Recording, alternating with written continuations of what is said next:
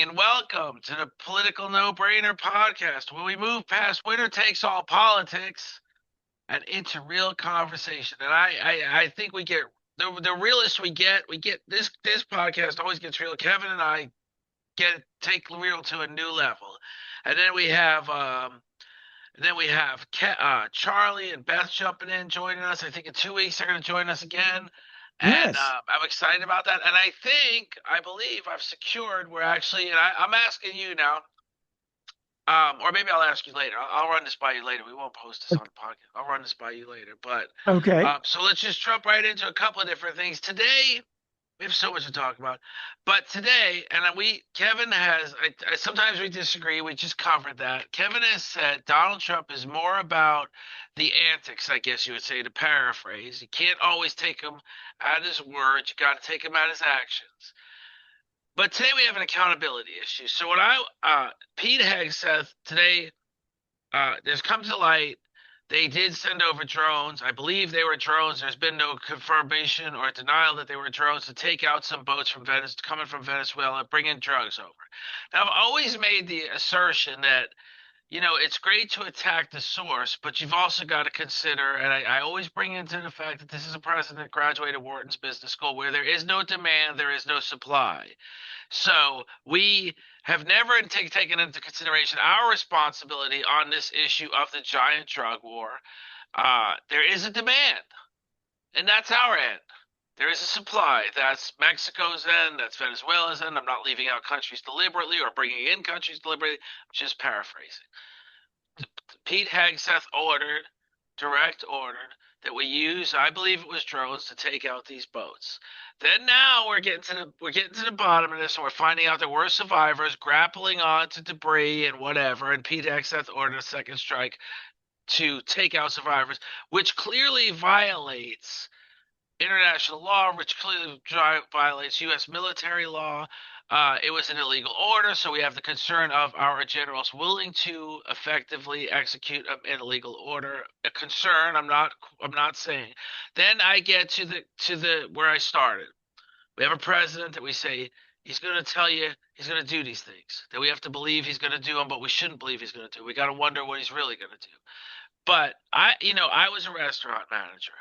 If I hired a server, if I made him a lead server, if I sent him to do a table visit, and at that table visit, out of nowhere, and I hate to use these types of words, but it's definitely worth using, he jumps up on the table and he takes a shit on the floor. I am held accountable for that hire. I am held accountable for that whole instance, that whole what just happened. Is the president accountable for what happened? Now, we've got clear indications that they may have even been fishermen on that boat. But not only that, now we've got clear indications that there was a second strike order to take out the survivors. You made your point. You took out the operation. The operation is done. The drugs are sinking to the bottom of the ocean. There are people grappling to debris.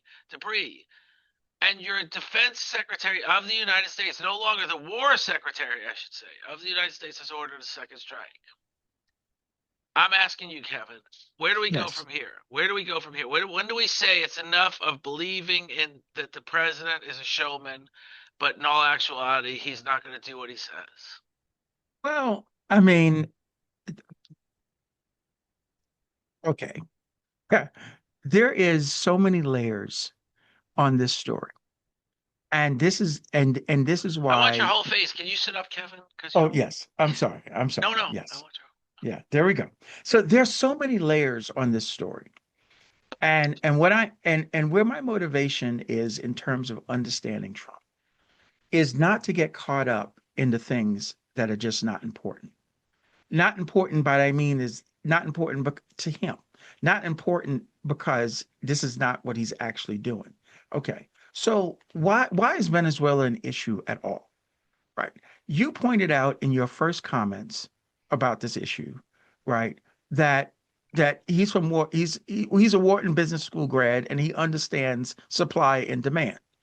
And so that if this was really about the drug problem, yes, the supply is a part of the problem and fine, this could be a part of that. But it's also critically important that we address the demand, right? if you're trying to solve that problem. My contention is that they're not trying to solve that problem. That we're being told again, because most everything he says is not true. And most everything he says is not for the reasons he's saying it, right?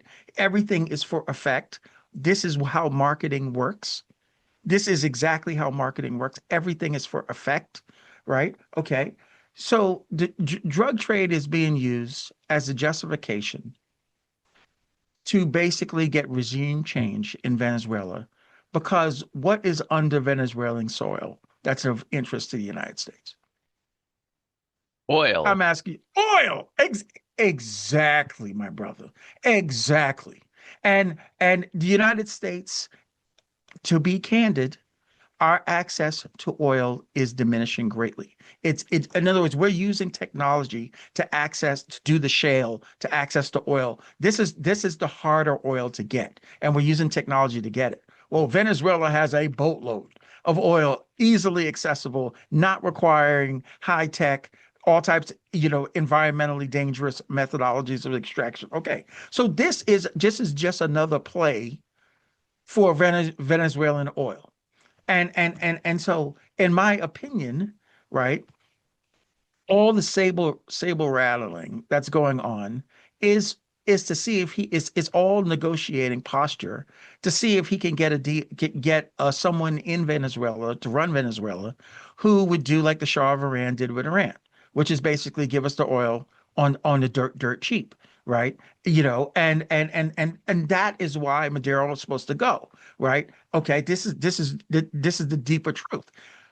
But the thing about it is, what is he willing to do to actually make him go? Is he actually willing to attack, send US? No. He's going to say it as he's going to act as if he's going to do all of that.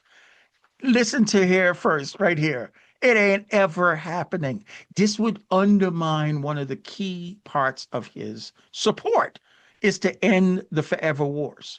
So he is saying a whole bunch of shiza.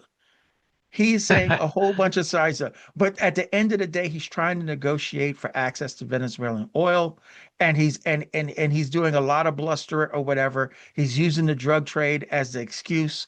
What he's doing does not make sense. Will have no meaningful effect on whether drugs will come into the United States. We're getting into the weeds over the Secretary of Defense actually administering orders for a tactical strike that basically an admiral or someone of military rank and would easily make this decision. Again, we're not talking sovereignty. We're talking bandits. We're talking damn near pirates. Drug traders, right? Okay. No, this is, to me, it's not even worth our time.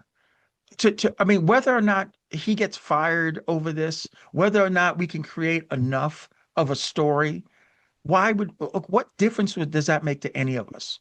Just what I'm saying. I mean, this is a classic Trump technique, right? So that we talk about this, we see if we can do a gotcha on this. I don't care. I could care less about an exit. I just want you to understand. If you understand the role that the Department of Defense would play under Trump's strategy, the Department of Defense, for the first time in 40 years, is being reduced in authority. The Secretary of State is now been elevated, and the Secretary of Defense is now being deflated under Trump's new version. He's rejecting American hegemony, that the United States is the only superpower, and that we're going to exert our sole superpower status through the use of military force, either directly or through a counterinsurgency around the world. He is rejecting that approach, which means that the Department of Defense is not the priority. So he could have a boob in the Department of Defense. The person that's important is the Secretary of State, and it's Rubio, right? And so he's engaged in stuff like that. And these people who are negotiating on behalf of the State Department, right? His lead negotiators. Okay. So all I'm saying to you here is that we are exercising ourselves over an issue that has no national consequence, none, right? I'm not saying it doesn't violate international law. Fine. Yeah, but we don't, but we're not, we haven't ratified the Rome Statute, which empowers the International Criminal Court, right? So we're not eligible to that. Where is this going, right? Okay. Well, All let I'm me saying is, answer. Tell me when you're ready. Let me answer. no, We no, go ahead. Go violated ahead. we violated international law. That's a precedent that I can say we've done before, but not blatantly. That's What? We haven't done blatantly. We have financed the genocide in Israel. right. We have Now I was blocked getting to that. I was getting to that. Let me 150 get to that. countries from, no, I mean, what do you mean? We have Right. blatantly But destroyed we international can't law. minimize civilian life down to these two fishermen were literally grappling to debris, and the Coach Trippy, Secretary of Defense issued a strike order. I, Hang on. I'm just saying I understand fully the gravity of what happened in Gaza, and I've do you? said We're that talking about killing medical staff. There is no one in a combat zone more protected than medical staff, than UN peacekeeping workers, than people who are providing assistance to, to civilians. And what I'm saying to you is, n- n- Israel has killed more of these people than in any conflict since World War II. so. I Hang mean, on. Let me answer that. Let me answer so that. yeah, the fishermen off the coast of This is the Venezuela. defense. Yeah. Israel's. This is the defense. So there's an organization from the UN. It's called UNRWA. UNRWA. That's the acronym. United Nations Relief and Work Agency for Palestinian Refugees in the Near East of the Gaza. Yes. Yes. They had an office, and allegedly under the office was Hamas's office. Now, I have said, and Israel's going to say, when we attacked that office, we were attacking Hamas's office under the office of UNWRA, of UNW, of UNRWA. UNRWA. Yeah. Okay. So what I have said, now I have said, when we go into countries where there's warlords and we bring in food aid, and we give half the food aid that is generously paid for by donors to the warlords, it's the only way to get the other half slipped past the goalie to the starving. Now, there is all kinds of world compromises, of diplomatic compromises, including the fact that Israel didn't have to aerial bomb this particular office. They could have went in with, but they say their soldiers are in dire straits when they go into these tunnels. They are. So we have all sorts of justification, and we, as me and And Kevin, not one of them are valid. and not Not one of them one right, of but me and Kevin, but only me and Kevin Howard argue the point that they're not valid. But when we and I'm not saying you did, but when we almost validate the point that when a defense secretary who is a boob, and I will not say he's the only boob that's ever been the secretary, because oh, I actually think Rumsfeld was the biggest boob of all as defense agreed. secretaries. Agreed. I could go, I could affirm And to then that. Hagsworth is a close second. Other than he's younger, he's got a bigger ego. He thinks he's a big deal. Whereas Rumsfeld had sort of this: I'm old, I'm innocent, I'm just doing my job. The president won't let me retire. Okay, so it's two different approaches. But when they're boobs, they're boobs. Just like when you're breaking international law, you're breaking international law. Um, but where do we draw the line? I mean, really, I mean, literally, this is the picture. Oh, This isn't the picture I'm painting. This is the picture that's coming out of all sorts of viable sources that he so did okay. order a second strike on survivors. Okay. Okay. And that's awful. And there is a catastrophic genocide going on in Africa All right over now. the world, no Right. Okay. less. Right. Okay. So where you draw the line is this really important? I mean, because To me, it does this is, warrant? yes, but to No, you, no, it's no, not. You no, see a bigger no, no. picture. Oh, well, I see a bigger picture. In America today, we have the worst housing affordability crisis ever. I mean, just where the average middle class family cannot afford to buy a house in the average American city. And that is causing the rental market to blow up to the point where you have renters, working class renters, who spend over half their take home pay on rent. which is causing food insecurity at a higher level than any time in modern American history. Okay, so that is much more important, much more relevant, and we're not talking about it. I could give, I mean, seriously, I could give two, I can't say it on air, I about say a lot of things whether wrongfully on here. Hegseth has to resign over this stupid incident that involved people who happen to be in the wrong place at the wrong time for an excuse that has nothing to do with why the administration is doing what they're doing. I mean, how far down this rabbit hole do we want to go? That means nothing to the lives of the American people. I want to reply to Nothing. just that before you go too far. I want to Okay. reply to No, okay. I'm done. Richard Nixon. Yes. He waged a war on drugs. Years later, after his death, after his presidency, after his death, top Richard Nixon officials close to him, not just because they were appointed to top positions because they were qualified to be in those stuff, said that had nothing to do with the war on drugs. It was smoke and war. It was smoke and mirrors. It was a war on black people. Right. Okay. That was that case. This is about oil. When we minimize the This is smoke about and mirrors that Venezuelan oil. politicians, when we minimize the smoke and mirrors that politicians create, we're really getting into a scenario where we got to be concerned with what we're okay with. This is why I say it's really important. And this is going to be my next podcast next week is why it's important for us to have a Trump whisperer now. Because we are constantly chasing these bullshit stories. I Excuse me, because agree. that's what this okay.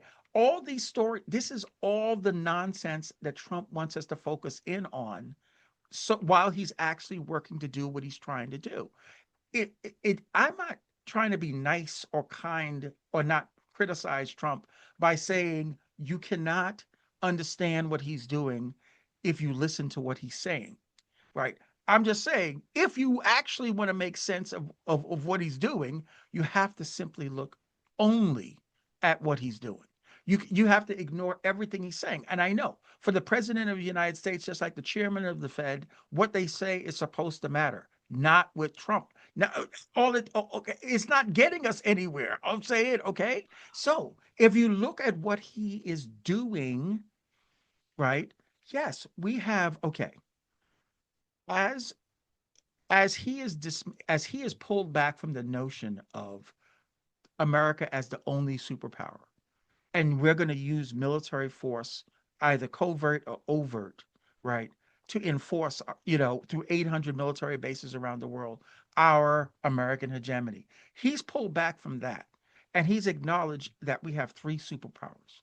We have China, we have Russia, and we have the United States. And he's engaged in direct negotiations with both Xi and with Putin, right? And the issue is this: critical resources. Because what happens is that with those three superpowers, they each going to have spheres of influence. We are the Western Hemisphere and Western Europe. Russia is Eastern Europe and part of the Middle East. China is Asia and a good deal of the African continent. And And okay. India, which is a And, well, superforce. well, India is Its own it's entity, but when you it's think of so Asia, big, you think but of so India I could carve out India, in terms of as its China, fourth. because What'll India is not happen going to be next? underneath right. That's just another galaxy right there, but it's not at the level of superpower like China. My point being is so you have Trump looking to secure America's access to resources in this new geopolitical reality. This is why Greenland became an issue. Access to critical minerals and stuff like that. Right. So I'm sorry.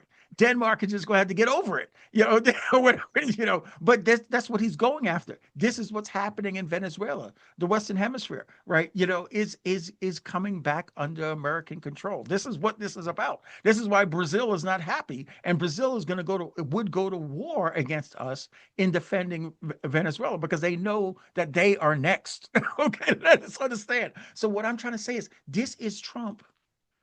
We the new geopolitical follow that. argue about that, about whether or not do we want that? Is that a good thing? Is that better than American hegemony? I think it's better than American hegemony, but how is that going to look, right? Okay, because that's why Canada is all pissed off and talks about the 51st state, because America is saying this is our sphere of influence. We are going to be the superpower here. You're going to yield to us. Welcome to the 51st state. Right? This is him. This is Trump. This is his technique. He could care less about hurting anyone's feelings. So what I'm saying is that we have to focus in on what he's actually doing, forgetting about everything he's actually saying. And then we as Americans can decide, does this work for us? Is this what we want him to do? Does this serve us? Or at least how in our businesses and in our lives, how can we navigate to account for that? Because none of the stuff that we're talking about with Hegseth means any It does in a difference sense, in but I Coach agree with Trippy's you. life and Kevin Howard's It life does when and innocent. 340 million Americans' lives. It means nothing. It's Well, when we lose our credibility, which is, not but let about me. credibility. How It's do you lose if you spend your time talking about something that doesn't matter? That's losing credibility. well, Because it because I get you. does because it was a blatant violation. It's basically murder. I mean, it was a blatant It's violation sure of it's a. murder. Oh, okay. Like we don't have presidents that authorize the No, execution of that's what American citizens overseas. I mean, what when you do what we do, you want to get to the bottom of everything and say, here's where we got wrong and here's where we can get it right. But to just allow to continue to get it wrong yes, or but not. you have to have an order of priority. What's the most important things? Well, Start I'm trying there. to figure that out Because myself. well, no, how And important I and don't seriously, necessarily agree that how, Trump's the one to prioritize. I'm just no, look. Trump has his own agenda and he demonstrates his priority by where he invests his time in what he's doing.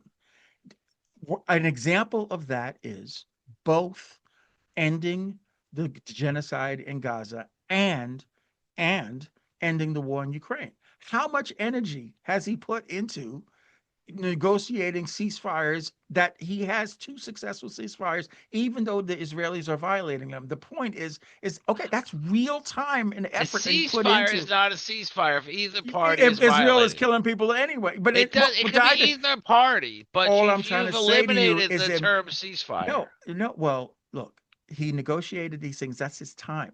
He constantly is negotiating the end to the war in Ukraine, right? Constantly. We're back at it again, right? Okay. We're Zelensky came to Florida. No, come on. Okay. These are things that are important to him because he's spending that kind of time, right? This is an indication of his priorities. And what I'm saying to you here is that yes, because he does all this activity, like for example, if you were incensed because he was going to nationalize banning abortion, okay, look around you. Have you, is that even a whisper? What I'm saying, he throws all these things out there to get people, the ACLU, this organization, this Democratic group, and we raise money all the time and spin our wheels on nonsense because he's not even I'm a spending firm. any time. Well, this is I'm what I'm in. Hang saying. on. Let me say this. I'm in firm agreement that when you say spinning the wheels, that is the definition of the Democratic Party. I'm a firm But believer. that's I what am everyone not is a doing. That's firm. what the When establishment Republicans everybody are tells doing. me I see the light now, I see the Republican conservative light now, I say, wait a minute, they're spinning their wheels. They're Calm totally down. spinning their wheels. Yeah, Calm yeah. down. Don't I get it. I've heard, believe me. I've listened. Okay, I had a podcast with a guy, Gil Gillenwater. He lives in Arizona. He has been a purveyor of all kinds of goodness on the Mexico border, building Okay. homes his whole 40 years. You know, and the 40-year thing is important to me. Howie Buffett once wrote a book, 40 Chances to Feed a Hungry World. You basically have 40 productive years in your life. So he's at that 40 years and he's still going, right? And he's Yes. saying, I saw with my own two eyes 1.7, 1.2 million illegal illegal immigrants crossing the border with no objection, basically. That's not a technical term, but with no objection under Mhm. the Biden administration. And what was Biden doing? He was appealing to his progressive voters. So what is Trump doing? He's appealing to his conservative voters. I get it. We're both spinning our wheels. But when do we get to the bottom of it? What's better what is good for Americans?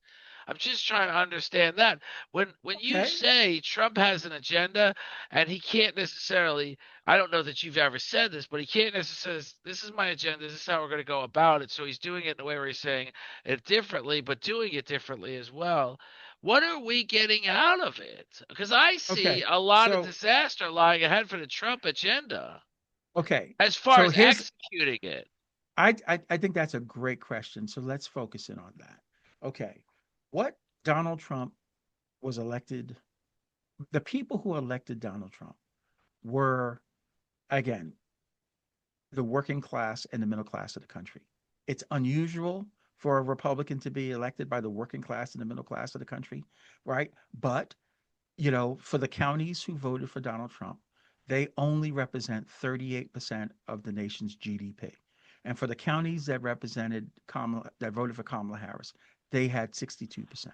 So wealth and the professional class is with the Democrats, and and the working class, the working poor, and the lower and middle class are with Donald Trump. Well, that makes Okay. perfect So sense, but what? I'm not Right. interrupting. I'm Okay. just So saying he there's no, good no, that's reason right. for that. And so right. Okay. And the reason why is because the economics of the last 40 years, you know, globalization, right? Okay, negotiated to started with NAFTA and liberalization of GATT, but with the Reagan administration and the H.W. Bush administration, ratified by the Clinton administration, so that our multinational corporations here in the United States can take the jobs and bottom feed. They can look for the lowest cost, most easiest environmental regulation markets around the world to produce their products and sell them back into the United States at a premium at maximum profit margins. Okay. This is why corporate margins blew up over the last 40 years, all time highs, right? While at the same time, the middle class and the working class got left behind. So eventually, right, through polarization, they would, they would vote for Democrats who did nothing. They would vote for Republicans who did nothing. And finally, they voted for a guy who says he hates both of them. Because that's what Trump did. He hates the Bushes, right? He hates the Cheneys, right? He hates the Clintons. He hates Obama. Yeah. So do the people who voted for him. Why? Because both sides betrayed them. So what he is being elected to do is reverse globalization. Okay. In other words, bring the jobs back here, force these companies to bring the jobs back here. And the way you do that, the economics of doing that is to make it too costly to take products and produce them overseas and then sell them back into the States. That mechanism is the tariffs. And what he has done is do crazy tariffs. Just historically, there's no basis for the magnitude of the tariffs that he has threatened all over the place. Okay. So that is so okay. But so that issue is coming to a head because his tariff authority has been challenged in the court, and the US Supreme Court is about to issue out a decision, could be this week. But which will, if you heard it here, you heard it here first, will say that he is unauthorized under the US Constitution to use emergency authority to impose tariffs, that he needs the authority of Congress. So let me And Congress, preface. okay, I'm not so interrupting. Go ahead. Let me preface. well, When you this is yeah, go ahead. okay. Well, No, this go is what we're ahead. going to get. I'm just going to finish it out. What we're going to get is, if he can reverse globalization, if he can get the jobs back here, right? It will only come from the Congress giving him the permanent authority to impose the tariffs, which then will send a signal to the corporations that these tariffs are going to be permanent and they have no other choice. They're not going to make the money they used to make. They have to bring the jobs back here if they want to make the money. Okay. Okay. The problem is, we're not going to get the benefit. The working class and the middle class is not going to get the benefit from that for years. Right now, it's going to be expensive. Right now, it's going to be even harder. And if your measuring stick is that he's supposed to snap his fingers and a $30 trillion economy is all of a sudden going to serve the working class and the middle class, that is not happening. That's not the measuring stick. The measuring stick is, do the jobs come back? And once the jobs come back, how does that infect the middle class and the working class? And that is years away.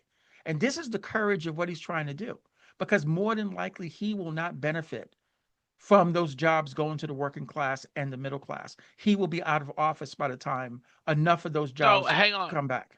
But here's the thing, though. So we got your we got your idea that it's going to happen. This is the way it's going to happen. We Oh, know. it's We it's the only almost way. know. This is what he's We trying to do. I'm almost not know. guaranteeing it's We going to happen. almost know by listening to Yeah. the arguments in the Supreme Court. You can almost say, when you think of Chief Justice John Roberts, how serious he takes tax law, for the fact that he considered the Obama part of the penalty for 2 hours, when a case generally is heard for 45 minutes. He took the Obamacare law, broke it down into 3 sessions, 2 hours each. So that's 6 hours versus your average 45 minutes, which puts you at what, 8 times the average case? Uh, and part of it was the penalty, and he talked about it as a tax, not a penalty. President Donald Trump is going to lose the argument of tariffs in the Supreme Court. Now, if we're both wrong, we can both say we're wrong. It's like you said, weeks away. Could be months away. Who really cares? Who No, this? no, it's this It's session. weeks It's away. it's Now weeks away. you've got It's the whole. Now you've got the whole. Is it going to happen? Which I believe is what the Supreme Court is going to say. Tax law is dictated by the executive course. branch and the legislative branch, not Yeah. the executive branch alone. Yes. Yeah. So now you've got that equation, right? Now you've got to consider the legislative branch. You just literally, as far as Republicans are concerned, felt like a nail biter in Tennessee to save one conservative house. He won Tennessee by 22 points, but there was a special election where, and granted, the Republican won. But there was concern he wouldn't. You've just got a massive defection by Marjorie Taylor Greene. You're looking at a House with often 2 votes to spare. You could have the bird flu come through the House, and those 2 votes don't show up on the floor. So You now can you're be rest talking about. assured, okay, so that we understand each other, right? The Speaker of the House, who is a Republican and is in Trump's control, right? Right, controls whether votes come to the floor. So you can be rest assured, It's all going to votes come will to be the floor, accountable. but it's going It's to gonna no, pass. no, no, no, no. They're not letting it come to the floor unless the votes are already there. If it So, doesn't so come to the floor, it's dead on arrival. I guess you could well, that's DOA. exactly right. So no, no, no, no. Like I said, we're not waiting. This is not going to be. They're not waiting for the midterms. This is going to be done as soon as the court rules. In The weeks. action. You watch Right. But action you're in still the at a point in Congress. time No, the where you could Congress still will be. hang on, pause. Marjorie Taylor Greene announced her resignation as of January 11th. Yeah. Keep that in mind. That's one more Republican down. No, no. But Now, let's they're understand at two each or other. three Let's majority. no, no, no. Well, she's going to be okay. She's going to And be you've still replaced. got, But can I say one thing DeSantis though? You've is going still to got replace her, California right? Republicans in there. You've Yeah. still got Okay. California Republicans in the I House. guarantee you this. I mean, I hear all your dreaming going on there. I'm Okay, not dreaming. I'm it just saying, right. hey, let's No, yeah, no, no, no. let's weigh. What do they call When the those things that do Senate, when the this? Senate passes, when the Senate gives them the tariff authority under the rubric that is to punish the Russians, he could care less about that. They're going to give him the tariff. The Senate is going to vote first because the votes are already there. They're going to give him the tariff authority, and they're going to give him the discretionary authority. In other words, they're not saying it's mandatory tariffs. They're giving him the authority to exercise tariffs against people, quote unquote, who buy Russian oil, and that's virtually everyone out there right now. So let's understand that, right? Okay. So and that, but they're going to give them the discretion of who to impose those tariffs on. Okay. Okay. Once that happens, yeah, Coach. I mean, get your better nickel out. There is no way that the House of Representatives, as long as there is one more Republican than there are Democrats, there is no way that the House of Representatives are not going to pass that legislation. So Full stop. that's a prediction, right? You think California Republicans? No, There is, we are long past the era of liberal Republicans. There are none. Okay, even in California, are you kidding me? Orange County, no. The This tariffs is isn't the this is tariffs. Hang on. Let me say something about the tariffs. It's not a liberal versus conservative issue anymore. It's a reality it's issue. this is a party line issue because the person who runs the Republican Party, his reputation, his power as the president is tied to this issue. If he can't get that passed, it is over for Donald Trump. It is no way. I'm just saying there is no way that there will be a Republican stand up, right? And say no once the Senate passes it, and the Senate will pass it. So I'm just saying, okay, this is the play, right? He will get that authority. Yeah, I do think, but Well, that's the route it's generally going to take. speaking, it goes to the House first, doesn't it? No, no, no, no, no, no, no. That's tactical. If the Democrats are running the House, sure, they would bring it to a vote and they'd crush it. Right. No, no, no, no. To maximize the pressure on the House, the Senate will go first. Okay. So I'm not disagreeing with you. I can't even begin to imagine myself sounding intelligent enough to disagree with you. I am saying that these are very hypothetical scenarios on both sides. Now, your logic is very more realistic than mine, but there is so much to bet on here. We don't know what's going on in the back of these people's minds. We don't know how many will just say, you know what, I'm voting against the tariffs and I'm walking the hell out of this office and never coming back. There is a lot of Donald Trump it's not animosity. It's almost like it's killing them. They don't even know where to turn anymore. Because the problem too is he himself has alienated one too many people. When you alienate Mark Kelly by and doing it by utilizing your boob defense secretary, you've alienated a lot of important Well, people again, again, Mark Kelly should be ashamed of himself. for And I not had being saying I'm no, no, you're no, no, charging no, me with no, you. no, no. I when you if you serve in the military, if you serve and have served in the military as he has served, and you want to raise the issue of telling service members that they need to question whether the orders they're given is legal, that you would participate in that type of that kind of a conversation, right? If anyone who served in the military knows that this that we as and I'm a veteran, we rely on civilian leadership and we defer our discretion to civilian leadership. And yes, it has muddied the waters that we do not have to follow a legal order. But you're And talking about illegal. You do something not have to follow illegal. an illegal Okay. order. But we're talking about the My Lai massacre kind of illegal. We're talking about something not we're talking about something that violates like crimes against But humanity we level of just went illegal. through a session. We're not talking about a misdemeanor and It is no if the commander misdemeanor. look Hang on. when we're Hang talking on. no When when when no Pete let me make my Hegseth point ordered about a Mark second Kelly. strike. No, no, I'm Okay. not talking about that. I'm talking about Mark Kelly's participation in questioning whether or not the president the National Guard should follow the orders of the president of the United States, right? That commercial that they were. Oh yeah, okay. This is dangerous when you have politicians, and that's what Mark Kelly is now, right?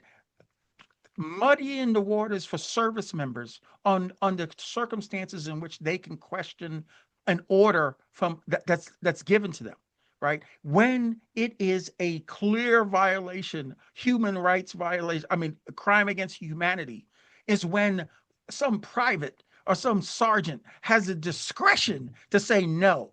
Otherwise, they're going to be put underneath the prison. And for any politician who engages in that level of politics is no So fan you're of the not military. saying, are you saying Trump has not engaged in that level of conversation? I, I have never heard Donald Trump say when Joe Biden was the president of the United States that the military doesn't need to listen to his orders Or are you kidding me? No, he has never said something like that. He's he's oh he's This is why I he have has been complete he contempt. has he Oh, he when said he sent outrageous things. He said no, when crazy things. he sent But National we're talking Guard into when he sent National Guard into into cities Chicago, into into Portland. that Yeah. went back to that created the argument that there are no kings in America. It's the governor's job to call in the National Guard. That First, was where the question. oh, I see, I see. So we don't. We're gonna totally forget our history. So who sent in the National Guard to the University of Alabama? And when we had With to no, hang escort, on, I no, I when we can't had to answer this. I'm escort. asking the question. There was no understanding from the governor of Alabama to have that National Guard sent in. There was an incident, Are yes, you kidding? The governor of the Alabama stood at the gate himself and dared them to come in. I mean, what do you mean? They told it. This was complete. The federal government took charge of the National Guard and so just tell me escorted what you're that. saying. Was it right or What I'm wrong? saying, no, this is a part of American history that the president of the United States, when a state is opposing the authority of the federal government, right? The president of the United States has the authority to send in the National Guard from that state, right? And enforce the federal law. We were talking desegregation, right? Okay. Well, here's the situation. We're talking immigration law. Immigration law is not the state of Illinois' responsibility or not the state of Oregon's responsibility. It is a federal responsibility, and But ICE it is is not the enforcing. president's It is responsibility to hello. send the Yes, National it Guard is. into Yes, it there. is. No, the Yes, argument no, was because no, because democratic cities have the audacity in the face of the federal law to say that they are going to protect undocumented people, that they're gonna hinder what ICE can do. This is exactly what they're saying. Oh the hell issue yes, was, that's no. but This is again, the pause. what do you Hang mean? on. This is I the just same want to thing the say state of this. Alabama was I doing just about want to say this. segregation. The issue was What? that there was literally men in mass scooping people off the streets. And nobody could even, and All nobody I'm at, saying to hang on, you is pause. Let this me is the finish. Let me finish. The question was, do we even know if these men in mass are ICE agents? That was the all I concern. have to say to you, my friend, is that there is a court system and they're getting their ass.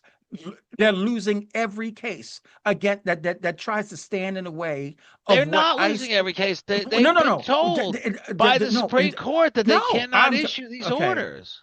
I, Let me be clear. They're losing the case over whether the president has the authority to call the National Guard in to enforce U.S. immigration laws in a context where the state is actually resisting. It is Okay. this is the problem. If the state is saying, is inviting, it's we have local district judges, state level judges who are in jail over the fact that they are protecting undocumented people from prosecution of the federal government. So yes, this is But exactly the this again, historical. we're breaking it down to, is it the right of the president? Pause. I know you're going to get a little excited on this question. Is it the right of the president to send in the National Guard, or is it the right of the president to send in U.S. Marshals to apprehend these one or two individuals? This is a Well, different story. the president of the United States, in the context where in executing federal law, clear federal authority, in the face of state resistance of that authority, has the historical precedent. This is what the Kennedy administration did with the National Guard in the state of Alabama. It is Okay, but exactly the are we same in reason. agreement that it Right. was wrong? No, what was wrong? That the Kennedy administration No, ordered what them? he No. was absolutely right in doing that. What do you mean? Did we There have a are no, the supremacist? We had governor of no, we Alabama has to apprehend the situation, not the no, no, president of the no, United no, States. no. When the governor of Alabama, when a state is choosing to violate the supremacy clause of the Constitution, right? Federal law exceeds state law. We That's had a college, I'm okay. trying to, So, we had a I mean, college can we campus understand that? protesting. No, no, no. Federal law exceeds state law. When the Supreme Court says that separate but equal is unconstitutional, right? Okay, the state has to yield, and when they resist segregation now, segregation forever, down in Alabama. Yes, the president of the United States has the authority to seize control of the National Guard and to send them to enforce federal law. Full stop. Right. Now, Democrats who stood with the Kennedy administration, the hypocrisy to turn around and say that now that it's Trump doing it, it no, could be no, a, it could be now that it's Trump you doing it, gotta let me seriously, talk here and no, there. what do It you mean, could gotta be get your talk? I'm not finished. What I'm saying is the hypocrisy is that the Democrats were the party that established that precedent, right? And now they're sitting here trying to have the audacity to say that Trump doesn't have the right to enforce U.S. immigration law, which is clearly federal jurisdiction, right? And that the states are openly resisting that, and he doesn't have the authority to take the National Guard. It is the exact opposite of the Democratic Party's position in the 60s. What I'm saying is stop the hypocrisy. How do you okay. even defend that? Pause. I'm not defending it. When we're talking about hypocrisy, when we're calling hypocrisy audacious, you're talking to both parties. The president has the authority to When send the we hang National on, Guard in to enforce U.S. law. Full stop. when you're calling Yes. hypocrisy audacious, no matter what the case, the giant hypocrisies that Donald Trump has conveyed Is there more over giant? Okay, we're talking. This is what we're talking about, Coach. So is it right that that Trump can seize the National Guard of the state of Illinois, the National that Guard question hasn't even of the been state you're of saying Oregon? I'm telling you Is local it right courts that he you're can saying command the? local he's losing the argument. Local courts have ruled they can't. We're waiting on the hearing from the Supreme Court, which we haven't heard. Look, you could be. That is done because this the It's precedent. not. It's been okay. No, So you're saying it's those been heard local by the court. Supreme Court? No, no. What I'm saying, No. the historical precedent on the exercise authority in this context is already settled law. The lower courts are absolutely wrong. This is what I mean. You But cannot, okay, the you can, lower there's courts are no, wrong, but who's, that means it's okay, so climbing. let's unpack this because it's not hard, Coach. And you're not stupid, right? Okay, so here we go. Okay, who has the authority to enforce immigration law in the United States? Whose authority is that? What level of authority is that? It is the United. It is the federal government's Federal authority government. Okay, to right. right, exactly, Okay, right. I'm answering your And question one at a time, yes, but I do have undocumented more to people, say than that. undocumented people are here in the United States in Okay, now violation, let me say violate. something. When you're talking about, let's just use the elephant in the room, Briego Garcia. You're going to Briego change the Garcia. subject. You're going I'm to not change the changing the subject. subject. That is one person that was apprehended by the federal government. That is not a whole movement. That is not saying we are going to get everybody in a sanctuary city. That authority is not necessarily, has not been ruled on yet. Well, he has to have due process rights to course enforce his due process rights. Now, The president okay, had so to yield, and the president did yield. let's I go mean, on I the don't case understand of why that's even relevant.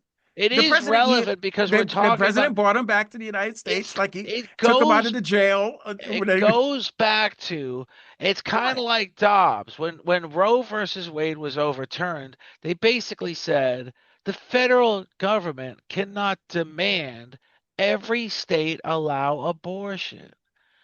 That's what they said. They cannot insist that every state make abortion available and They didn't allowed say and that. legal. No, they didn't They say it. They did. said that They they no, over they did not say every that. They state came said up with their they, own rulings. right. Yes, That's but they didn't. how the ruling was Coach, read. And that's what coach, they call coach, trigger laws. They said when coach. we finally hear this opinion from the United States, this trigger law will go into Will you effect. please stop? Will you please stop?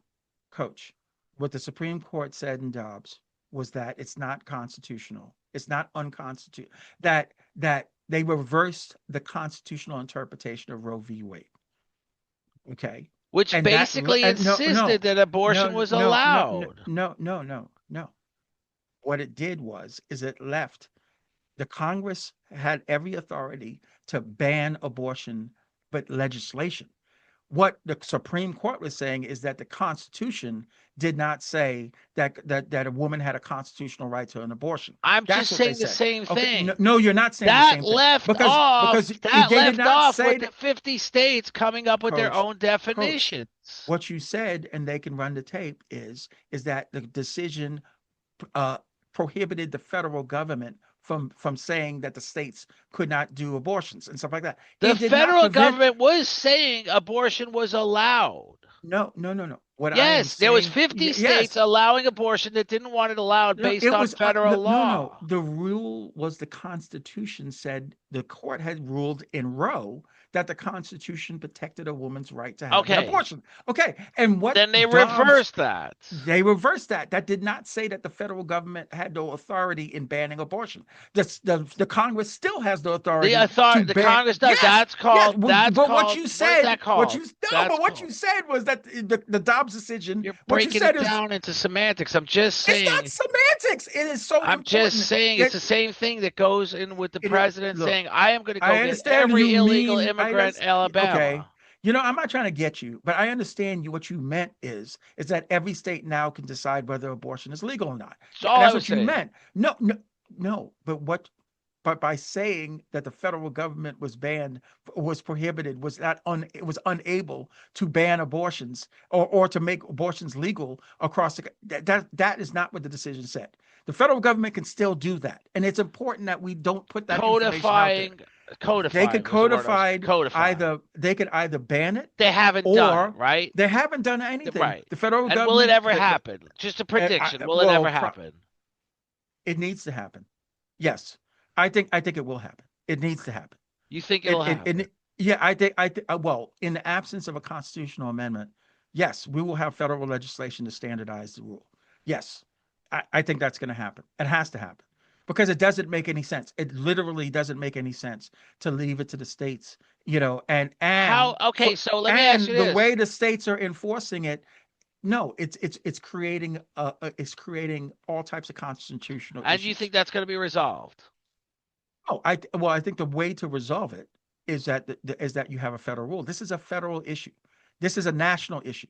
So when you You had the can't have. case of Jack Kevorkian doing his thing, I believe, was it Pennsylvania? Okay, so you're talking about assisted suicide. Yes. Assisted Okay, well suicide. we have They created assisted their own suicide. law. Now we have Yeah. assisted suicide laws in 50 states. We have it allowed in some I states. wouldn't say in 50 I wouldn't states. I say don't think that. Let me rephrase it. they We do have yeah. individual And suicide laws. I yes, can't that name we the have amount in of here states. in Let me Washington and clarify. Oregon. Okay. That's right. Yeah, we have it, but I it's don't not in know all that 50 it's not. states. You're saying it's allowed in Washington and Oregon. I don't know that. I don't It's even know legal. It's that legal. there's It's states just that say it is illegal. I don't know those I don't know the individual states on the basis of is it legal or yeah. not Well, legal. each state has the So authority to again, you're legalize it going if they back want to to. if we codify if it literally happens. Now, first of all, there's 2 points to make here. Donald Trump in the campaign said he would not support codifying the law.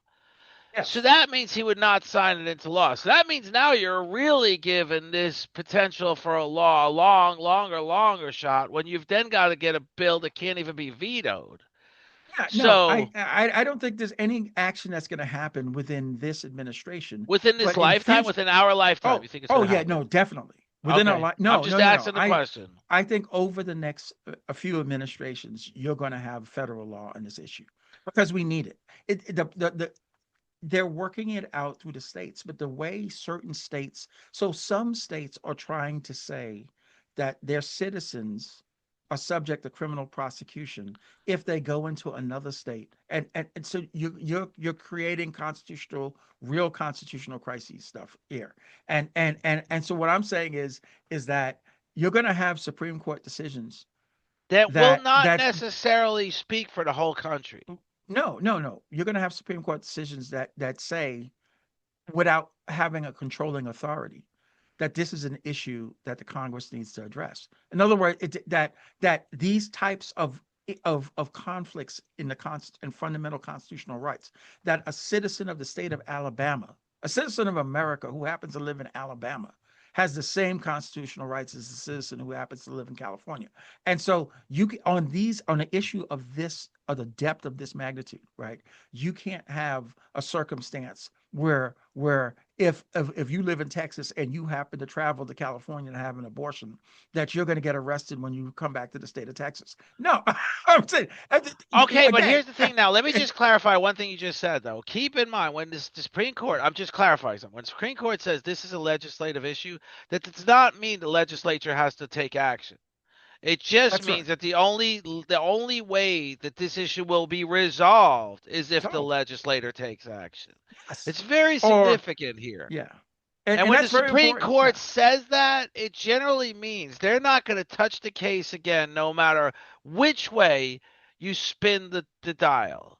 No, Because that's there not true are, because you get other issues in dispute that come up, right. and the And court. so they used to say justices can antagonize that spin of the dial. They can They write can. something or Yes, they they can can. say something. And Well, then you always had the two culprits. Generally speaking, the two culprits were Daniel Alito and Clarence Thomas can spin that dial.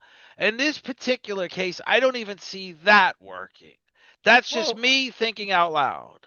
the American people are going to demand over time that we have that. Okay, I never see a national ban on abortion. No, I never see that. But what I do see is a national legalization of abortion under some compromise rule. I do see that So only I gotta because explain something to somebody. I yeah. gotta use this opportunity to explain something else because it just came up in conversation. Because I'm the podcaster, people are constantly coming to me with different things. Yeah. They're like, Ron DeSantis is going to eliminate property tax in Florida, and I'm like, listen, they have been dithering with this for years. He has had full control of the Congress and the Senate and the House in Florida for years. Legislation is extremely complicated. Let's take it out of the hands of a board. Let's not use the level of complicated legislation that abortion is. Let's just use the level of complicated legislation that Ron DeSantis is going to eliminate poverty. I said, so keep in mind, in his own words, in special session and to the press, he said people work their whole life to pay off their house and then can't afford their property taxes. So right there, you leave the juggernaut of does it have to be a certain age? Does the house have to be paid off? And then you got the investment properties, which are probably going to be precluded from any sort of waiver of property tax. And then you've got this is just one little thing in one little state that can't even be negotiated by a governor that yields every ounce of power. He controls, they say, he says shit and they say what color. And this is one piece of legislation they cannot figure out in Florida. You're talking about our House and our Senate coming to some sort of agreement. Like you said, it won't be a national ban because now you're getting into the mother's life. Now you're getting into incest and rape. Now you're getting into all sorts of things. Mhm. And you're really predicting that these 565 schmucks in the House and Congress can come to an agreement. Granted, it doesn't have to be all 565, but in the House, it's got to be what, 280? In the Senate, it's got to Yeah. be I Well, mean, you you're know what? talking We these yes, fucking this is guys this can't even agree on when what kind of no, pizza to no, eat that's Monday that morning. that's because we have completely dysfunctional government. Well, we're not Right. gonna we always haven't had dysfunctional government, and we're not gonna always have dysfunctional government. And right, it's gonna take functional government to do it. But you can't no, if you look at the broad consensus across the country, even in the state of Mississippi, right, there is a compromise position that would allow a woman to have an abortion under certain circumstances, a range of circumstances that would pass muster in But in you were in talking about medical transportation, and there was a state, and I forget the governor, so I won't even try it because I don't want to get it wrong, that said, no matter what, I'm going to prosecute this person for a crime yeah. almost equivalent to murder. Well, And yeah, that was well, medical from transportation. yeah, hey, like I said, if depends on the basis by which you look at this issue. If it's a matter of faith, then it by that definition it is murder. If your But faith tells faith you that. doesn't dictate American policy as No, much no, as it doesn't. And that's the problem with that argument, and has always been the problem with that argument is that there's an unconstitutional nature to it, and people who are passionate about their faith recognize the tension there. They recognize the tension there, right? That because that's true. That is not our tradition, and that's not the basis under our tradition that you can make these decisions. But nonetheless, people drive their lives based on their so faith. now this I pertains totally directly to you. respect it. I'm going to get into something else now because we did Yes. this. We did a brilliant job on this. I used the word brilliant and I don't use it often because I don't put myself in that category. But we did a good job on this. I had this incredible conversation with Pastor Jackson Limhamer, chasing after wind. He was actually in Donald Trump's Oval Office when they signed legislation into when they actually created a White House office that oversaw there was a sense of a political agenda against the Catholic and the Christian movement in America, where they were saying they were passing tax laws and the IRS was targeting ministers with unfair tax penalties, and we got into a deeper conversation than that. Donald Trump created this office of faith in the White House, and he's wrote an You incredible mean book George about it. W. Bush, right? No, no, Donald Trump did this. Donald Trump did this. Because This well, is okay, Jackson Lim Hamar is covering Donald Trump's action on this, on Donald Trump's action on creating a White House office on faith, and the problem really focused on the fact that they were targeting Christians with unfair tax law, unfair tax penalties. I got into a different type of, and then I had Dr. Owen Anderson, who's a theologist, a professor who got his tenure, and generally conservative Christians don't get tenure in our college campuses across America. That's the consensus. Is mostly it's liberal, mostly it's liberal administrators, but he did get his tenure. He is a Christian conservative. So it was this incredible conversation with two incredible guys. And I'm really going to I'm really going to try to coordinate where they're both on at the same time. And then I had Father John Gallagher. I want to have him on at the same time as well, but that's a whole nother story. But what I was trying to create is a momentum. So me and Jackson Lamar talked about how the churches are the most underused real estate in America. They're generally busy on Sundays and sometimes Wednesday nights. And I was like, how do we incorporate the church in our everyday life? Because I often talk about capitalism, about wealth, and about acquiring wealth, and about achieving certain things that you really want to achieve. And Dr. Owen Anderson talked about this inner peace that we're missing out on, that we just don't have in America anymore. We really don't have it. And then came to mind the biggest thing on my mind often is our youth. And I hate to say it, but teenage suicide is this underreported problem. And when you dig deep, like I have in certain public schools, you find out that it's a lot bigger than what they're reporting, even. And so, this whole understanding of this inner peace about your new economy, about how we get past the idea of extreme wealth as real success in life. Because Dr. Owen Anderson said sometimes the most unhappy people are the wealthiest. And so I was like coordinating all these thoughts about how do we create that momentum where the church is taking an integral part of our life every day. And I said I could see my own vision of it, where churches invite children suffering from food insecurity to come and have a real meal. And I always talk about a real meal being on real platesware and real glassware and real silverware. yes, And yes, and yes. I always talk about that because I keep saying we've seen the inklings of movement where the kids are handed off during the summer a bag with mozzarella sticks and chocolate milk. I got that. I got that we've gotten that far, but I want to get a lot further.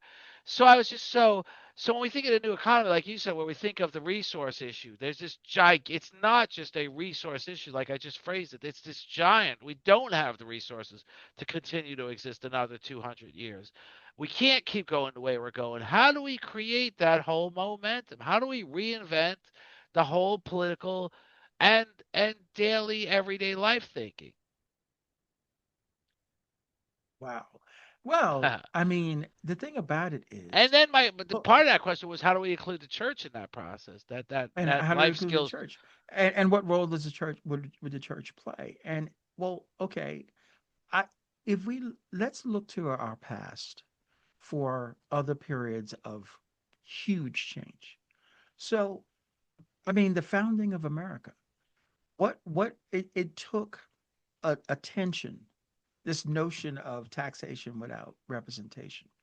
It took the tyranny of colonial economics, where most of the value of the goods and services of the, here in the colonies was extracted to go back and benefit the people in the UK, and the people here who were earning those, who were producing those goods and services, finally had enough.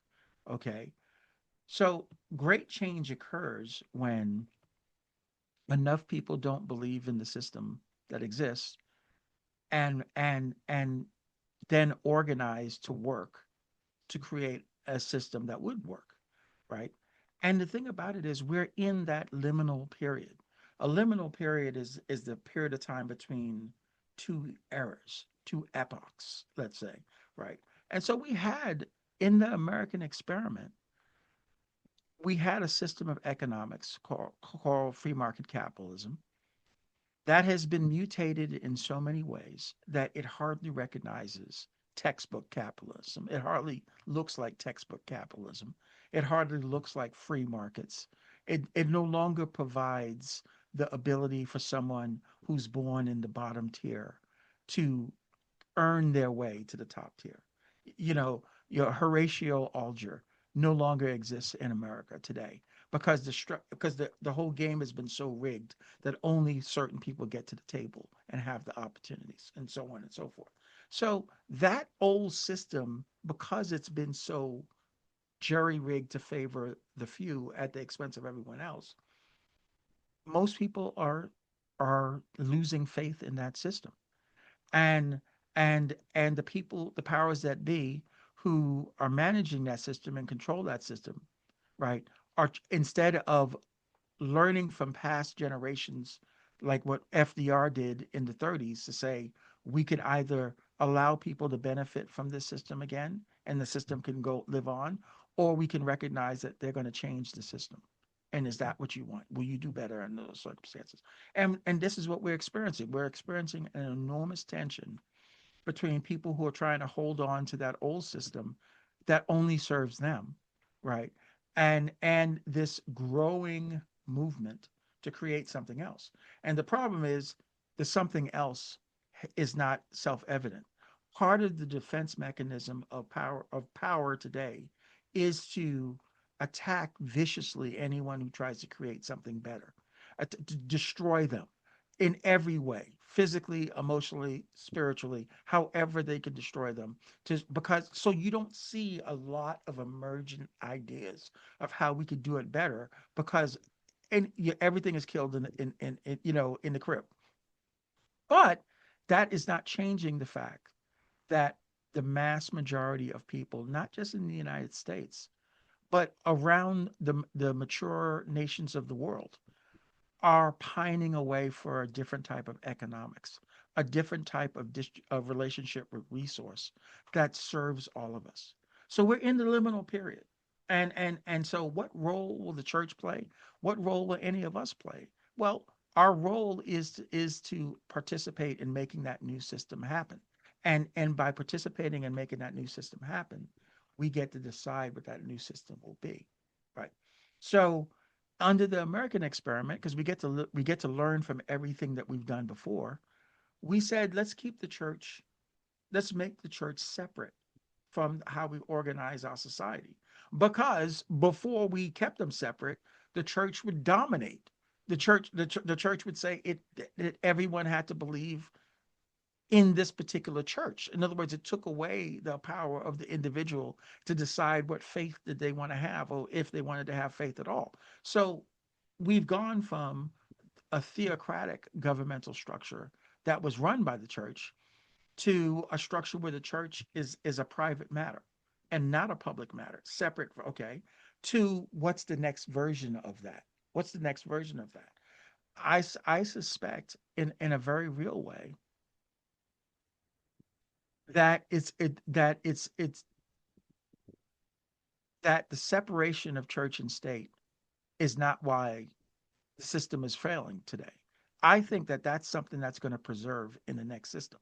In other words, I think that the role of the church is going to be in how they encourage their faithful to be good stewards, to be good citizens, to be good members of the community, you know, the way they have always been able to do, right? As you go to church, you learn values, you learn virtues and stuff like that. And then you go outside and you hopefully you live them. And the more people, if those things are really good, then you have a good community, right? Okay. Well, I think that's going to be, that technique is going to continue. And that is the appropriate role for the church. It should not be involved in deciding what is true because faith is not based on, you don't make a decision as a matter of religion based on evidence that determines what's true or not. You make your fa- Religion is about faith, leaps of faith, accepting dogma on its face, right? I mean, it's not about proof. And so therefore you cannot use that as the basis for organizing. And I don't see us using that as the basis for organizing our societies moving forward. Right. Okay. So I think that where the growth is going to be is on our relationship with resource. And so we have to adhere. So let me lay a fundamental question to you, coach. If we live on a finite resource planet, in other words, the earth can only produce so much natural resource, and we use the natural resource, we leverage the natural resource with our technology to create all the products and services we use that supports our lives. If there is a limited amount of natural resource on this planet at any given time, okay, what is the ethical basis that any of us have a claim on those resources to the point where we have more than we can use at a time when people don't have enough to survive? Right, but how do you fix that? Well, how you fix that? No, this it's virtue. I mean, what? Okay, we have virtue crises of virtue. Thomas Locke, the French philosopher, inspired Thomas Jefferson, not by himself, but the principle of we hold these truths to be self-evident, that all men are created equal, is Lockean philosophy. No country in the world felt that way in the 1700s. None. Was organized on the basis that all of us are created equal. No. Okay. Okay, we had to, and so we need to adopt virtues that define right and wrong in our society, organizing principles that actually are sustainable, that actually create a society where we can all get along. And so when I ask the question, what I'm saying to you here is that is that there is no ethical basis to say that a person should have more resources than they can actually use. So they have the resources. Elon Musk has far more resources than he can ever use. And he keeps it exclusively to himself, while half the planet doesn't have enough resource to contribute. What is the ethics of that type of system? Right, but my How question is can you, how what is the value of saying a person can earn more than they can use? That's what I'm saying, because this is an organizing principle. right, The so it'd be idea, the natural idea, gentrification. no, the idea that that all life has a claim on the resources that we need to survive. All life has a claim. We only have one Earth, one planet. There's no other planet that we could live on. This is it. It provides the resources that sustain all of us. None of us have a greater claim to those resources than anyone else. We can't have an economic system that some people get to live in a 12,000 square foot house and some people get to live in a hole dug out of the ground with newspaper over them. There's no ethics in that. And that is not forced equality. That is just recognition of the fact that as humans, we have boundless potential. And the idea that we would reduce a human to like they're living in the mud 5,000 years ago, right? Because of greed, because of gluttony, because oh, I earned it because I created something that made me a gazillionaire and I get to hold on to all. No, that is an idiotic, immoral type ethics that we've let capitalism mutate into. Well, that's going away because with the first recognition is that we all have a claim, an equal claim to the natural resources that support all of us. And that no one has a greater claim than anyone else. Does that mean that we all get the exact same amount? No, we could be more thoughtful than that. Coach, if for you to be full, you need a certain amount of food. And for me to be full, I need a certain amount of food. And so we don't have to eat the same amount because that's not the equal I'm talking about. But you should be able to have enough food to support your body and make sure your body is strong and energetic. And same with me, and that's going to be different. It's not going to be the same amount of food. It's not going to be the same choices. This is what I'm talking about. We have an equal claim on the resources we need to sustain ourselves. Full stop. When you have an economics that's organized on that starting point, Okay. Now you start framing it out. How can we do this in a way that doesn't encourage laziness? How can we do this in a way that doesn't encourage manipulation and all types of okay. What I think we will find, one of the things, because I write about this stuff, is that we have technology now that we no longer need currency to exchange as a medium of exchange. We could use our retina, we can use fingerprints, right? Okay. And why do I say that? Because it's currency allows you to accumulate more than you can use. And that's one thing that has to go. We have to eliminate how we waste resource, because there is plenty for all of us, but there's not plenty for all of us if we waste it the way we waste it. So So the let me true ask this question, yeah, because I know you're passionate yeah, about this, and I know we got yeah, to start wrapping it up. But let me ask, sure. could that be an educational based a way? Can we convey that message in a way that it takes off? I mean, it's easy to you can't whenever you Well, implement. how it's going to happen? No, how it's going to happen is the way it's happening. The old system is failing. Seriously, we have But like you de-dollarization. said, it is failing for many. But those who it's not failing for those who it's really benefiting, Yeah. are really containing control. They're not Yeah, giving well, in. but it's getting worse. No, see the It's trend getting lines, worse, and the but and ramifications are why it's happening. getting worse is because those who are in control of the most continue to control more and more and more and more. Yes, but So the but problem's only getting worse. It's not the that's right. revolution isn't Until happening yet it breaks, and until then it when breaks. until right, and so it's incumbent on us because it is breaking. Well, that was It my is point. Is that was the point I was alluding to? Is how do we get to a point where it doesn't break, where we start to how well, is again, we there? can it wouldn't have to break if the powers that be They're are not not. giving in though. Just say that Well, then it's going to hypothetically, break. and Then then it's it's going to going to break. break. Then it's going to Right, break. because that's why it's going to break. I I mean, don't see if them giving in. people that no that well, okay.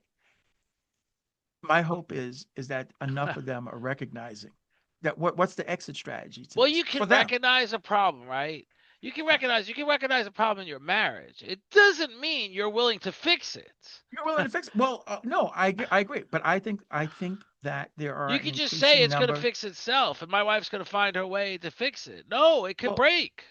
oh, And here, well, you're here, going to come to a grave realization yes, that you should have came to the realization it wasn't going to fix itself. right, and so okay, I don't know how this is going to shake out. But what's happening, the trend line we're on is the old system is going to break. And the question is going to be what systems, and this work is happening now. There are serious people working on the economics of the future. There's serious people working on technologies. There's serious people working on all types of solutions. Okay. As the old paradigm breaks, as the rule-based order, globalization, geopolitics, all that stuff starts collapsing because it's in the process of doing that. Okay, what does that look like? How does that is this Mad Max and Thunderdome? There's a wide range of how that will lay out based on how power and wealth resist, how far they're willing to go.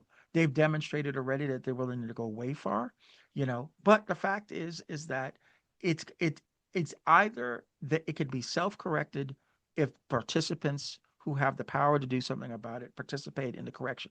If not enough of them recognize that that it can be much better than just breaking, right? Then it's going to break. And what that is going to be is we're going to go through a period of time of localized based civilization. The infrastructure of the global economy will collapse.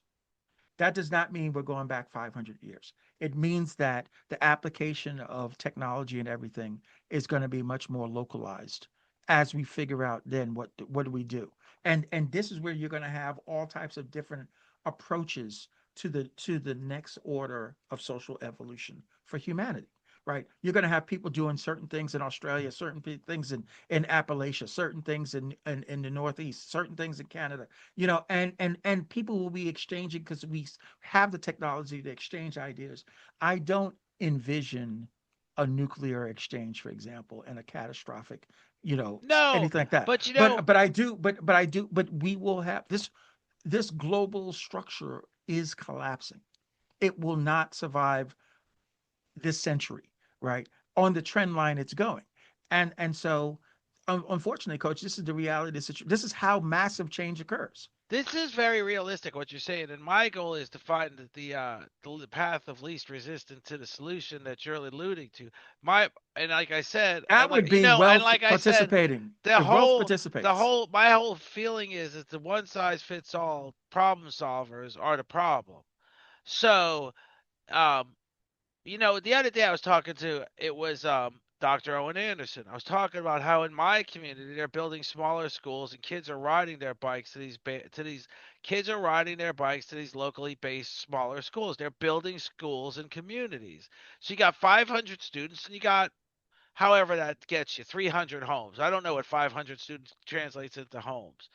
And Dr. Owen Anderson made a great point. The problem is that stopped with busing. And I was like, okay, I got it. The one size fits all solutions are the problems. I get it. So we have this. Then you come to the realization, the point of contention that some people have that many people have with the Democratic Party, which is, the whole COVID thing. In New York, they said you've got to quarantine. And then they came to the realization that the people who are quarantining were getting COVID at a much higher rates because they're breathing recycled air in those big buildings. And the people who said, I'm not quarantining, they're walking in Central Park, enjoying the day, are doing Getting just fresh fine air. because they're Yeah. keeping their immune system building or whatever I don't know the medical terms, and they're not breathing this. So you've got these Democrats, if you're not getting vaccinated, you're going to contaminate us all. And then you've got people saying, I don't even know what the hell the vaccination is. You're insisting I can go to my doctor. He can say I have Alzheimer's and I need to take this medicine. And I can say, no, I would rather die of Alzheimer's. But when it came to COVID, no, you can't die of it. Absolutely not, because you're going to take three of us with you. But that was wrong. So I my point is again, how do we get to the and I think we're gonna have to leave it at this because the answer is pretty elusive at this point. But how do we get to the point where our next generation does it better than winner takes all on either blue, red, or blue? I think they are doing it better now. I seriously, look, Gen Z, notwithstanding hereditary wealth, is the poorest generation since the Great Depression. And they are. I love what they're doing. They are going local. They're going community level. The way their businesses, they're being entrepreneurial. They are doing exchange. They're doing service in kind. They're doing greater flexibility with pricing. They're not trying to gouge each other. They're actually trying to provide quality service and exchange value for compensation to each other. It's localized, you know, it's knowing who's producing what you're talking about. They're already doing it better. And so that's what I'm saying. The boomers are starting to leave this earth. The older Gen X's, I'm the oldest age of Gen Xers. I was born in '65. You know, I just turned 60. Hey, we got so many. But basically, as this Gen Z comes up and the millennials come up, these are all very impoverished generations relative to Gen X and the boomers, right? Okay, some will get injected with some hereditary wealth, but their whole attitude is going to be Well, the different. They are hereditary changing wealth's this going world. away. The 3 trillion or 5 trillion or $7 trillion birthright is getting consumed at a rapid rate. So that's going away. Yeah. So then comes the gentrification, just like you said, the younger generation just coming to the realization that their parents don't have what my grandparents left my mom and dad. Yeah. And it's trickling down fast, or trickling below. It's trickling low fast. So that is something where we probably need to leave it off. I always found it interesting when you said about building products better too, which is a whole nother conversation. But I reach into my refrigerator every day. I'm the one guy that has a full-time job and spends 8 hours a day in the home office too. I reach in my refrigerator every day and I go through one of these refrigerators every 2 years, and I'm like, it's Kevin has a point. I What's literally going know. on? I Yeah. literally know how to put this refrigerator on top of the trash can on trash day and with the box because it's going to go. And the truth is that's a great point you made, is if you just built the damn thing better, a million of us wouldn't be throwing them in the trash every 2 years. And there's a lot to unpack about all of, and I want to mention your book again because it's all there, and that a lot of it's there, and it's onward at last. The 2024. 2024 presidential election edition, and Kevin. the reason why I did that, I added a new chapter with 21 new commentaries, is because again, we come together as a nation every 4 years to decide who's going to be our leaders. And I mean, 150 million of us participated in that election. So there's something to learn there. And I wrote about it. And I hope you check out the book, because at the end of the day, um, the what the new America is going to be, what the next level of social evolution is going to be, is going to start with you and I, and how we learn from all the mistakes that have been made over the last 40, 50 years. How do we learn from those mistakes so that we can build a better society for the sake of our children and their children? And I talk about that in On Middle I Last. So just love it coach, because thank you. it fascinates me. I just love it. And thank you so much. But we do have to. It's one of the things that's going to come up more on the podcast. It's funny how when I was a kid, everybody all the grocery stores went to plastic bags. Then the revelation came that the plastic bags are contaminating the landfills to the point where they never biodegrade. So we went to paper bags. And that was the old argument about cutting down trees. And now you literally see, and I'm just talking about the natural gentrification of people carrying bags into the grocery stores. And it's Yes, like, why didn't we think of that 60 years ago? We wouldn't have had these two other shitty cycles. you're And the absolutely right. refrigerator thing is another thing. I literally thought about it the other day. I said, it's a matter of time and I know exactly how to put it on top of the trash can. I know exactly how to do it on the day the trash is coming because otherwise no other trash fits. And if the damn thing lasted 20 years, that would be a reduction of, what would it be? A reduction of Oh, the 9 of them. resources that went into making the old ones that you keep on throwing out. Right? My That's 9 actual resource. times millions. Yes. My Coach Trippy's 9 times millions. It's just, but this has been incredible, Kevin. Onward at last. 2024 election edition is an incredible. Presidential election Presidential edition. Addiction is an incredible book. I look at it all the time. That's how I got to this epiphany at the end of this podcast, was because I was busy reading the book before. And we're gonna do it again. We're gonna do it again on I appreciate it, so coach. stay with And me. Wrap it up. Say whatever you want to say. I'm done. I want you to wrap it up. Then I want to stay on with me for a minute because I want to ask you a question. okay, well, I hope you, coach, and I hope everyone listening goes to listen to my podcast, Breadcrumbs, and which I just published this week's edition. It comes out every Wednesday, and this week edition, the conversation is going to be on why we are encouraged to forget who we are. Oh, I Think like about this. that one, coach. Yeah, I Okay, love so this. go check it out. It's a I good will. I conversation, will. I'm gonna check and out thank you FOMO so much, too. coach. FOMO Yes, is real. absolutely.